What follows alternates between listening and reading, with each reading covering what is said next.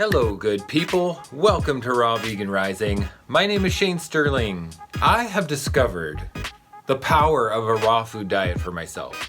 I've discovered the immense freedom it gives me in terms of what I get to eat, how much I get to eat, how good I feel, curing health problems that I've struggled with, feeling like I have more energy than I've ever had in my life, even energy from morning till night, improved recovery at the gym, more energy and stamina to go work out and get my blood pumping, get my lymphatic system moving, get everything working in my body. I feel like $1,000,000. I feel like a kid again. I feel like I've found the fountain of youth through raw foods. And yet, so many people are skeptical that raw food is the answer. People think that the raw food can't possibly be good for our health. People think that there's too much sugar in raw food. People think that there's more nutrients available to us when we cook our food. And vegans, people who have gone vegan and discovered the amazing health benefits of giving up animal products, eating less meat and dairy, or eating no meat and dairy has cured their health problems and dropped weight off their body. And yet, people who have even gotten as far as going vegan still have hesitation and trepidation about a 100% raw food diet. So I have 10 reasons why I think vegans don't go 100% raw.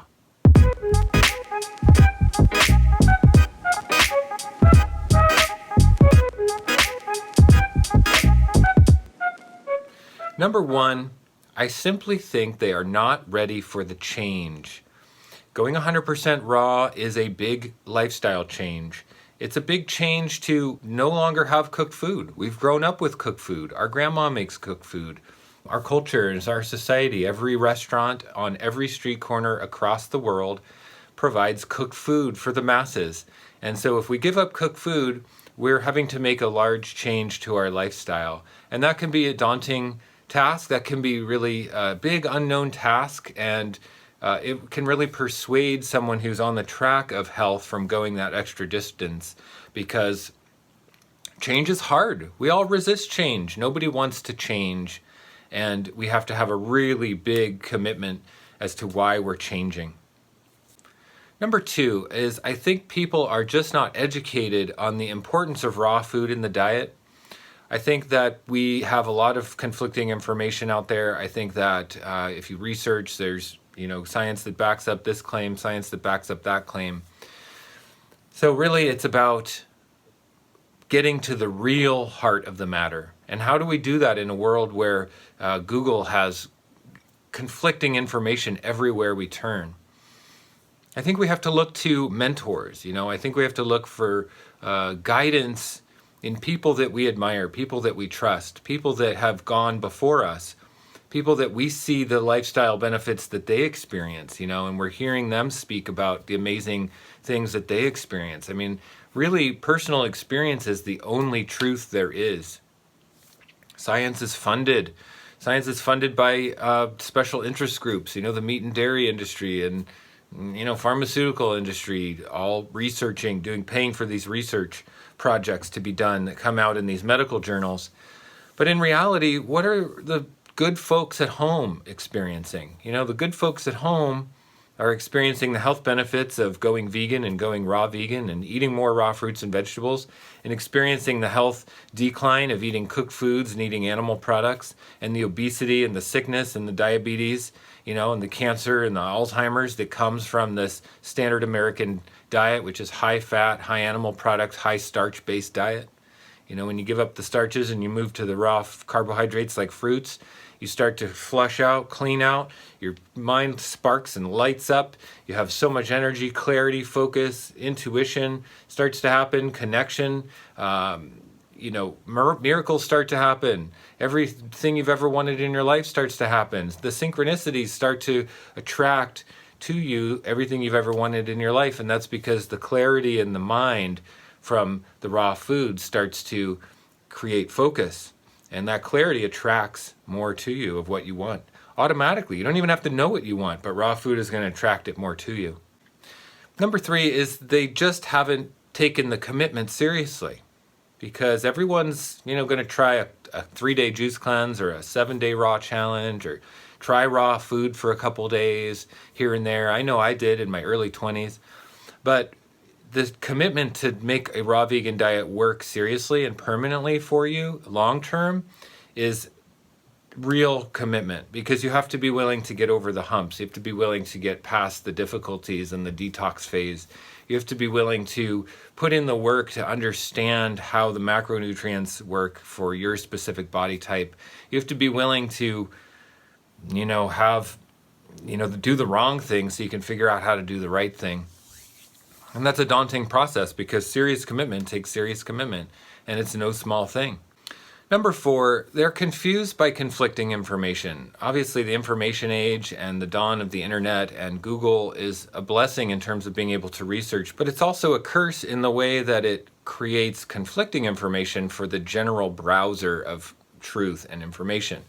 So I believe that finding truth on the internet requires days, weeks, months, and years of diligent research to actually get to the core truth of the matter, to look past the biased agendas and to look past the misinformation of confused individuals.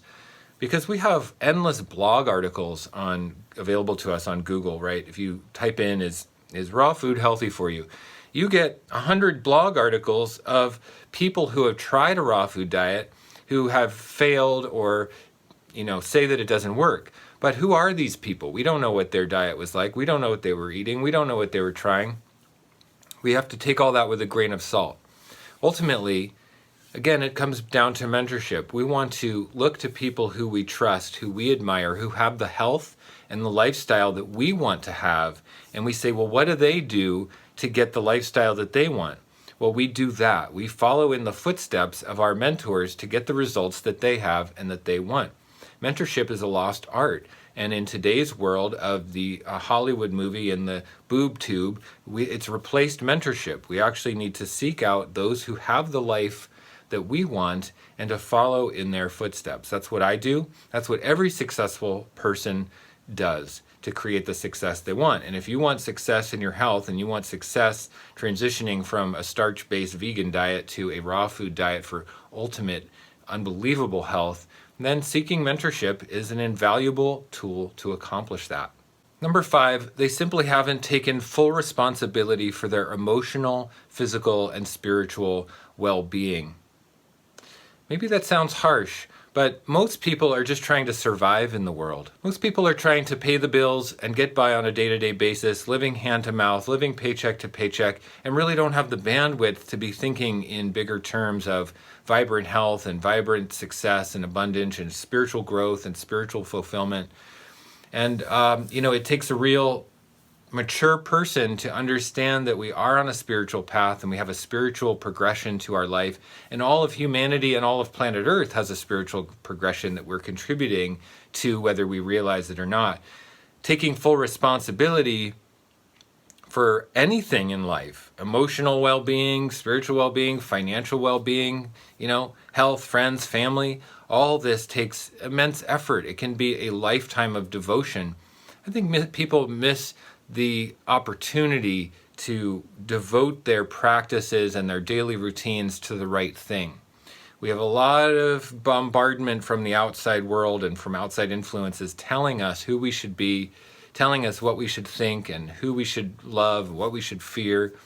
And we often don't listen to our own internal guidance system as to where our truth is and where our path of destiny is and where our fulfillment lies. And I believe that taking utter and ultimate responsibility for our health on the most fundamental level and eating raw foods and not eating animal products and starches and cooked oils and fried foods is a paramount decision that leads to other amazing decisions. So it's a snowball effect. One decision leads to the next. And when we cut our addictions, when we cut our bad habits, we start to see all the bad habits in our life. We start to examine them all, and then we start to realize where our blind spots are, where the flaws in our thinking are, where our self-deprecating behavior is, and then we can really start to take full responsibility for our emotional, physical, and spiritual well-being.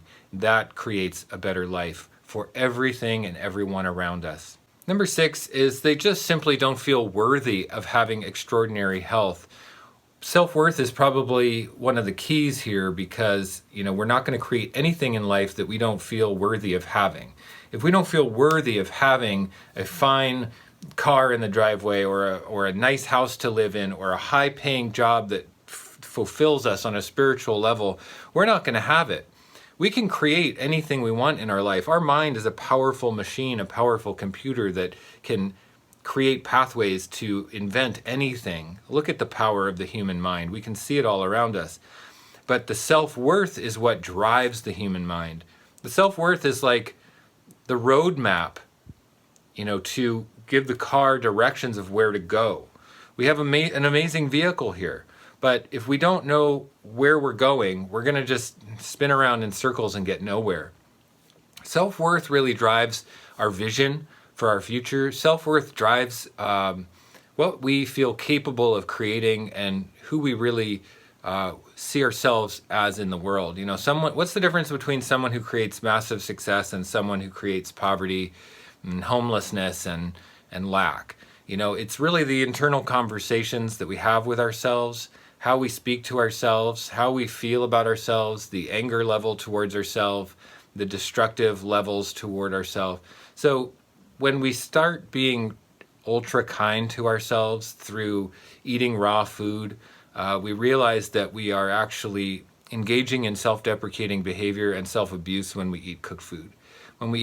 Especially when we eat like processed foods and high-fat diets and animal products and potato chips and pizzas and stuff like that. This is a form of self-abuse. And it stems from low self-esteem, which stems from low self-worth. This isn't our fault. We're all born traumatized into this world from thousands of years of family lineage trauma coming down, and we're at the forefront of our family lineage, and we're at the forefront of our family lineage traumas. That means, hundreds of people behind us who have all been traumatized by their lives, that's passed on. There's a saying that says parents lay their traumas at the feet of their children. That means that unknowingly and not intentionally, all of our unresolved traumas get laid at the feet of our children. That means our children have to take up the responsibility for where we left off, where we were not able to resolve our traumas. Our children then have to take that on, and it's their responsibility then to see if they can resolve those traumas. Well, what about hundreds of years of traumas that are unresolved? Those are laid at our feet. We have to take those up when we're newborn, perfect children born into the world. It's not our responsibility. It's not our fault. It's not our fault. But this is where raw food comes in, because the ultra act of self-kindness, self-love, the act of not abusing the self through the proper diet really can start to change the emotional relationship we have with our traumas. We can start to transmute the traumas. We can transmute the pain, the suffering, and the family lineage. We can actually start to restructure the DNA in our body, which allows the future generations that come after us to have less issues. So if you want to stop the family trauma right now in your life so you don't pass it on to your children, then raw food is the way to do it. Raw food is the way to do it. Number 7, the fear of rejection, fear of being rejected by society, fear of being rejected by loved ones and family members is huge. We live in the world. We live in social groups. We live in family groups. We have to be socially accepted to feel like we're part of. It takes a strong leader to be able to go against the grain and to say, I want to do it a different way. I believe there's a better way. Let's do this together. I'm going to take the torch, lead out in front and be the light bearer, the bringer of the light and truth to others. It takes a lot of strength, a lot of personal responsibility, and not everyone's up for that. Number 8, they fear the unknown. Of course, being afraid of the dark is the biggest fear, right? The unknown of, and to be honest, I really experienced this when I went 100% raw. I was like, oh my God, I don't know what I'm doing. This is a huge unknown. It was like a massive, dark tunnel. I didn't see the light at the end of the tunnel. I didn't know how to do it or where to go or what to do. I leaned on the power of my mentors. I leaned on the power of people who had gone before me, who inspired me and said, well, if they have had this much success, I know I must have this much success waiting for me on the other side. And I just really relinquished and let go and trusted a lot. But letting go into the unknown is extremely scary, can bring up a lot of fears, and you have to have a lot of personal resolve and inner strength to be able to do that effectively. Number 9, they fear imbalance. Like raw food is going to create an imbalance in the body, or an imbalance emotionally, or an imbalance like too lightheaded and having your head in the clouds. People are afraid of, nutritional deficiencies and all the imbalances that that it's drilled into us to be afraid of. I believe cooked food causes the imbalance. Cooked food causes the nutritional deficiencies from lining our arteries and our GI tract with mucus and plaque and biofilms. And it's the raw food that start to strip out all of the parasites, the pathogenic yeasts and bacteria in there, the plaques, the mucoid plaques. So everything can run smoothly. Our circulation can be high. We can have high electrical activity, which creates low parasitic activity in the body, low viral load in the body. We can heal our diseases. We can heal our viruses. We can heal all of the immune disorders that we have. And this is caused from balance. This is why raw food actually creates total harmony and balance in the body, balances the hormonal system, balances the oxygen and gases running through the body. It balances the light particles and the biophotons running through the body, things that we're completely deficient on in a cooked food diet. When they say that we get more nutrition from spinach and carrots from cooking it, it misses the big picture in such a mass scale, because everything that is lost to cooking are the things that we need more than just, the vitamin whatever. We don't need more bioavailability of one specific vitamin. We need the holistic food intact as it's created for us from the divine intelligence of Mother Nature. We aren't more intelligent than Mother Nature. We can't improve on the bioavailability of the whole food for ourselves. That's created in perfection by God and by Mother Nature, and it's arrogant for humans to think that we actually can create the true balance when Mother Nature creates the imbalance. So we need to check our egos at the door. We need to relinquish self-control and trust that Mother Nature has it correct. We need to let go of our addictions.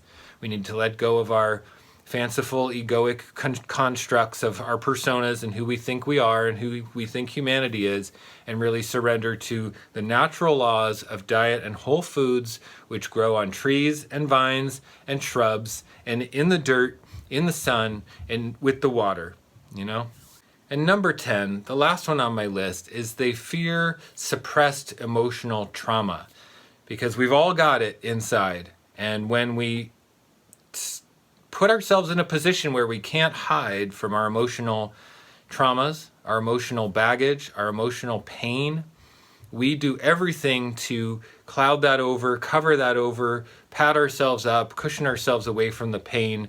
That's what I believe a lot of our obesity epidemic is in our first world nations across the globe, is emotional protection from pain and the agony of a hard world that we live in, and it's okay that it's hard, and it's okay that we have emotional pain and trauma, but we gotta, face it to heal ourselves. And if we're gonna heal ourselves, we're gonna heal the whole planet. So it's really a big thing to take on, and it's a worthwhile thing to take on. Literally, when you eat raw food, you face your emotions more. There's nowhere for it to hide. When we eat cooked food, it suppresses our emotional state. It brings our energy down so we don't have to deal with our fullest potential, our highest potential. And really, people are afraid of their success more than they're afraid of their failure. We think we're afraid of failing in the world, but we're actually afraid of our highest achievement, are afraid of who we are in our highest potential. Shining light beings, shining bright with the highest frequency possible, radiating out, being a leader, being in service to others. That's really what we're afraid of, because we don't know who we are. we don't know who that version of us is. We're used to the low vibration version, the low ebb version, who eats animal products, who eats cooked foods, who eats a starch-based diet that keeps us suppressed and numbed out and dumbed down and low ebb, so that we really, just are stuck in a comfort zone loop that goes around and around and around, and we never step out to feel the highest vibration possible of what our destiny is and who we're really supposed to be. So those are the 10 reasons why I feel that people and vegans do not go 100% raw. Thank you so much for being on this video with me. I appreciate it very much. Please subscribe to my channel, because sharing the message of raw food really shares the message of hope and freedom for others who are struggling in their life, struggling with depression and mental illness and obesity and disease, and people with loved ones that have diseases like cancer. We need to share the hopeful message so that others don't feel alone and don't feel oppressed in this world. So by subscribing to my channel, you help that cause. We're all in this together. I appreciate your presence here. Please give it a thumbs up. Please leave a comment, because I'd love to hear your thoughts. And I will see you in the next one.